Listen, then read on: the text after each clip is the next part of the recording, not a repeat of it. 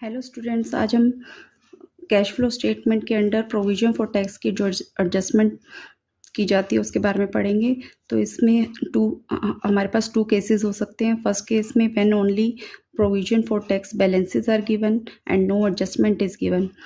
जब provision for tax के only हमें बैलेंसेस दिए हुए हैं बैलेंस शीट में और एडजस्टमेंट में एडिशनल इन्फॉर्मेशन कुछ नहीं दी हुई, तो उसमें हम प्रीवियस ईयर के प्रोविजन फॉर टैक्स के बैलेंस को टैक्स पेड मानेंगे और ऑपरेटिंग एक्टिविटी में से लेस करेंगे, और करंट ईयर के प्रोविजन फॉर टैक्स के बैलेंस को हम provision for tax made during the year मानेंगे और ऑपरेटिंग एक्टिविटी में नेट प्रॉफिट बिफोर टैक्स के अंदर हम ऐड करेंगे।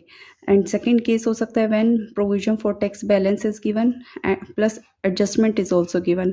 इस केस में हमें क्या है, प्रोविजन फॉर टैक्स अकाउंट जो है वो प्रिपेयर करना पड़ेगा। यहाँ पे हमारे पास एडिशनल इन्फॉर्मेशन में या तो इनकम टैक्स पेड गिवन होगा या फिर new provision for tax made during the year given होगा।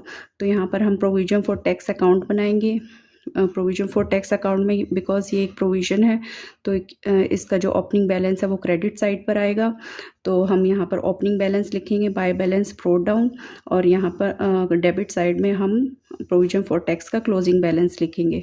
और अगर हमें एडिशनल इन्फॉर्मेशन में इनकम टैक्स पेड गिवन है तो उसे डेबिट साइड लिखा जाएगा टू बैंक अकाउंट करके, और हमारे पास बैलेंसिंग फिगर आ जाएगी new provision for tax made during the year की, जिसे हम क्या है नेट प्रॉफिट बिफोर टैक्स के अंदर ऑपरेटिंग एक्टिविटी में ऐड करेंगे। और अगर हमारे पास provision for tax made during the year given है तो उसे हम प्रोविजन फॉर टैक्स अकाउंट के क्रेडिट साइड पर लिखेंगे और हमारे पास बैलेंसिंग फिगर आ जाएगी tax paid during the year, और इसे हम क्या है ऑपरेटिंग एक्टिविटीज़ में से लेस करते हैं।